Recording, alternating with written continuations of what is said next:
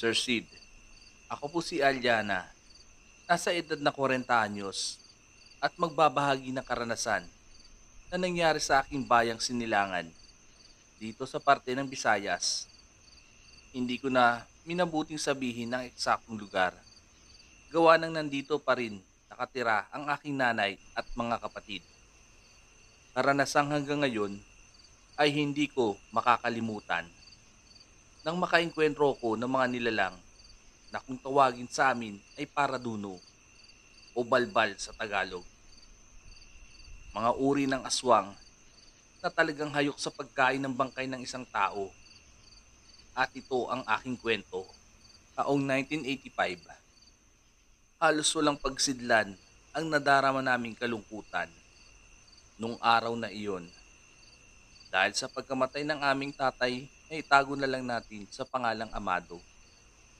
Lahat kami ay nagduluksa dahil isa itong hindi magandang pangyayari na dumating sa aming buhay, ang pagkamatay ng aming uliran at pinakamamahal na tatay. Ang aking nanay ay walang paglagyan ng hirap ng kalooban dahil sa walang tigil na pag-iyak na tawagin na lang nating Nanay Caridad. Sa totoo lang ay hindi namin alam na may sakit sa puso ang aking tatay, na matagal na pala niya itong nilihim sa amin. Kung sana'y maaga namin itong naagapan at nadala siya sa doktor, baka nadugtungan pa ang kanyang buhay. Pero dahil sa kahirapan at estado namin sa buhay, ay wala pa noong magamit na sasakyan na pwedeng hiramin o maarkila. Kaya pati ang pagdala namin kay tatay sa purinarya ay isang napakalaking pasanin na sa aming lahat. Dahil masyadong malayo ang aming tahanan sa syudad kung nasaan ang pinakamalapit na purinarya. Kaya nakapagdesisyon na lamang kaming magkakapatid na ipalibing na lang kinabukasan si tatay na walang imbalsamo dahil sa kahirapan. Sinang-ayunan naman ito ng lahat ng aming mga kapamilya. Nagpapasalamat na lang din kami at kahit papano ay nariyan ang aming mga kaanak na handang tumulong sa amin sa panahon ng kagipitan. Dahil akong panganay, ay inalalayan ko ang aking mga kapatid sa paghahanda sa paglalamayan ni tatay. Ibuburol muna siya ng isang gabi dito sa aming tahanan sa kaililibing kinabukasan. Kailangang bantayan itong maigi at huwag iwanan dahil may mga nilalang sa dilim na nag-aabang para nakawin ng bangkay. Kagaya na lang ng mga balbal o di kaya ay paraduno na siyang nagiging mapagmatyag sa gabi kapag may mga napapansing lamay na may patay na nakaburol. Sinasabing ang mga paraduno ay nagiging aktibo kapag may namamatyagang mga taong kamamatay lang. Nagiging malikot at balisa ang mga ito at palaging sinasabing may amoy langka sa paligid na ang tinutukoy ay ang bangkay na pinaglalamayan. Kaya naman naging alerto kami ng aking mga kapatid nung pagsapit ng gabi. Mabuti na lang, kahit wala pa kaming kuryente, ay nagdala naman ng mga sulo ang ibang kapitbahay namin at inilagay sa labas para maliwanag. Sa loob naman ng bahay ay napapalibutan ng mga ilaw na gawa sa gasera na digaas at kandila. Para kahit papano ay nagkakakitaan pa din kami ng mga kasama ko at ng ibang makikipaglamay. Ang iba naming kamag-anak ay nagtulong-tulong upang gumawa ng kabaong at may nag-aayos ng mga bulaklak. Kahit sa paglilibingan ni tatay ay may nag-aasikaso na rin mismo. Lahat ay nagpupuyat para sa libing ng aking butihing tatay kinabukasan. Ako naman ay nakatoka sa pagbabantay kay tatay. Inaayos ko ang mga bulaklak sa kanyang higaan at pinapalitan ang naupos na mga kandila. Tanda ko pa, naroon ang aking kapatid na si Mina nang may lumapit sa aming isang hindi kilalang babae. Hinayaan ko na lamang ito dahil baka may ilang kakilala si tatay na nabalitaan ang kanyang pagkamatay at hindi ko naman matandaan pa ang ilan sa kanyang mga kaibigan. Tahimik lang ang babae at mahalatang may katandaan na ni hindi ito nagsasalita pero halata ang pagkasabik sa kanyang muka nang makita niya ang aking tatay. Maya-maya nagtaka ako nang biglang humikab ang babae. Tila ba ito inaantok ng matindi, lalo na't ang kanyang paghikab ay may kasamang nababagot na tunog. Ewan ko ba, pero kinakabahan ako. Para kasing may kakaiba sa babae. Tila ba wala siyang interes sa pakikipaglamay, kundi para siyang nababagot at natatagalan sa kung anumang bagay ang kanyang hinihintay. Hindi ko na lamang siya pinansin at hinayaang maupo pa sa aking tabi. Gano'n na lang ang pagtataka ko nang bigla niya akong kausapin. Nagsasalita siya at nagtatanong ng lahat ng bagay tungkol sa aking tatay. Habang panakanakang humihikab, doon na ako nagsimulang kabahan na ilang saglit pa nang mapalapit siya sa aking tatay ay natigilan ako dahil may naamoy ako na tila patay at nabubulok. Sigurado akong nanggaling iyon sa babaeng kausap ko. Tinititigan ko siya na bigla niyang ikinayuko ang kanyang muka. Hindi ko alam kung bakit may bumubulong sa akin at sinasabing isang balbal ang babaeng kaharap ko habang abala siya sa pagsasalita ng nakayuko. Dahan-dahan kong hinugot ang dala kong langis na may halong pangontra sa aswang. Mas lalo akong nagimbal nang matuklasang kumukulo ang laman ng langis at halos nangangalahati na ito nang mapatingin sa akin ang misteryosong babae ay walang pagdadalawang isip na inagis ko sa kanya ang langis.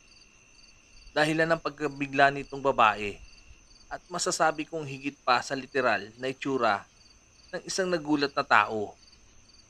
Ang kanyang pag-igik ay may kasamang gimbal at takot nang saluhin niya ang langis na bigla na lamang nabasag matapos sumayad sa kanyang mga kamay.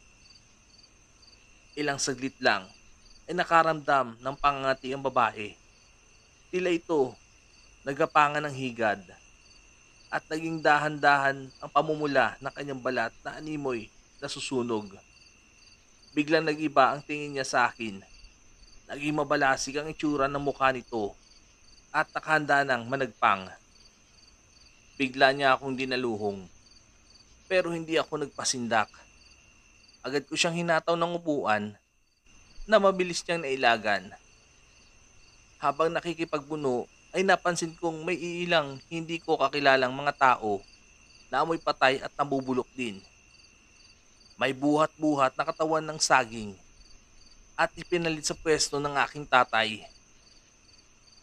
Sumigaw ako at humingi ng tulong upang marinig ng aking mga kamag-anak at mga kapatid ko.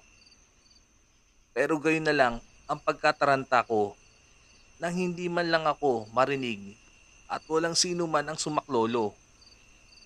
Dahil sa sobrang lakas ng aswang, bigla niya akong nahawakan sa leeg dahilan ng pagkakasakal niya sa akin at dahang-dang inangat niya ako kaya nakaramdam ako ng hirap sa paghinga at wala akong nagawa ng pasanin ng isa sa mga balbal ang aking tatay at ipalit sa kanyang higaan ang katawan ng saging na sinlaki nito at kasing katawan.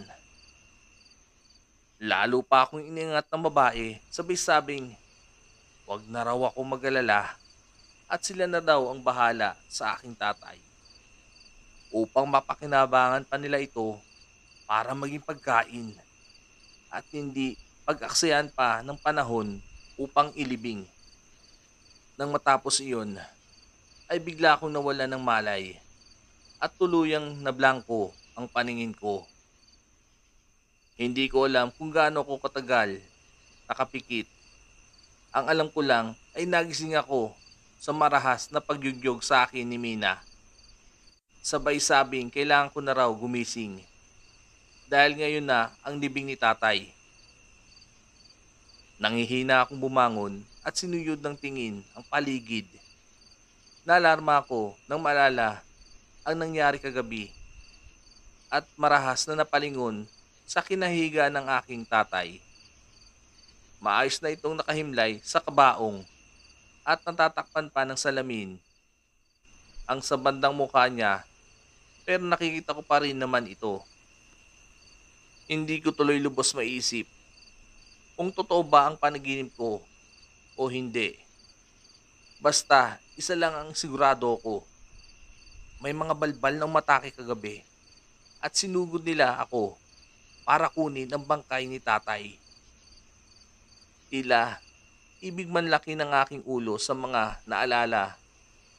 Paano na lang kung nakuha nga nila ang bangkay ng tatay kagabi. Habang tinitigan ko ang kabaong ni tatay na maayos na nakahimlay, ay wala naman itong ipinagbago hanggang sa sumapit ang tanghali at nakatakda ng dalhin sa pribadong lupain na pagmamay-ari namin si tatay para doon ilibing. Nagtataka ang ibang nagbubuhat dahil sa sobrang gaan ng kabaong na tila ba kaya na lamang itong buhatin ng iisang tao. Habang naglalakad kami papunta sa huling hantungan ng aking ama, ay hindi ko na nakita ang mga taong umatake sa akin kagabi. Kaya hindi ko tuloy lubos maisip kung nananaginip lang ba talaga ako o totoo yung nangyari nung kinagabihan. Ayaw kong gumawa ng kwento hanggat maaari dahil hindi ito magandang gawain ng isang tao. Sa halip ay naghahanap pa ako ng patunay para pagbintangang isang aswang ang isang tao kung may ebidensya. Habang ibinababa ang kabaong ni tatay, ay hindi may wasang manlaki ng aking mga mata nang habang pinagmamasdan ko ang kabaong ng isang kisap mata ay tila nawala ang kanyang bangkay at napalitan ng isang mahabang katawan ng saging na siya mismong nasa loob ng kabaong. Ayun na nga ang kinatatakutan ko na totoong nakuha ng mga balbal ang bangkay ni tatay. Hindi na ako nag-ingay pa ng araw na iyon hanggang sa makauwi na nga kami ng bahay. Alam kong hindi ako paniniwalaan ni nanay dahil hindi nila namalayan ang pag-atake ng mga balbal nung gabi ng lamay. Nang makalipas ang ikalawang araw, may nabalitaan sila nanay na may nagbebenta ng murang karne sa kabilang bayan. Kaya naman sumama ako kay Mina para bumili upang may pang-ulam kami. Kaya agad na kaming nagtungo doon at kulang-kulang isang oras ang aming nilakad. Nang makarating kami ni Mina sa mismong bayan na yon, laking gulat ko sa aking nakita. Sa harap ng mga umpukan ng maraming tao, namukhaan ko ang nagbebenta ng karne. Walang iba kundi ang babaeng nagpunta at kumuha sa bangkay ni tatay. Lalo na at bakas pa din sa mukha ng babae ang pantal dulot ng pangangati nang dahil sa langis na inaagis ko sa kanyang muka noong gabing iyon. Kaya dito ko na napagtanto na totoo lahat ng nangyaring engkwentro ko sa mga nilalang na iyon. Kaya natigilan ako nang ganun na lang ang pagtataka ni Mina nung nakita niya na bigla akong napahagulgol ng iyak. At sinabi ko na gusto ko nang umuwi. Kaya napilitan na lang na sumunod ang aking kapatid sa akin. At tuloy na lang kaming umuwi. Wala na akong nagawa na tanggapin na lang ang pangyayari. Kahit balak ko muli itong sabihin sa aking nanay Caridad, malamang hindi ito talaga maniniwala. Ayaw ko nang madagdagan pa kasi ang kanyang nararamdaman na pangungulila kay tatay. Ngayon, Sir Sid, Dito na ako sa Maynila nagtatrabaho at nagkapamilya na rin. Maraming salamat na lang po sa iyo, Sir Sid, at sa iyong mga tagapakinig na nagbigay oras sa aking tunay na kwento. Palagi po tayong mag-iingat lalo na sa mga ganitong nilalang na kung tawagin natin ay aswang na mga paraduno o balbal na sila ay walang awa sa mga naulila na kung magnakaw ng bangkay ay ganun-ganun na lang upang kainin ito.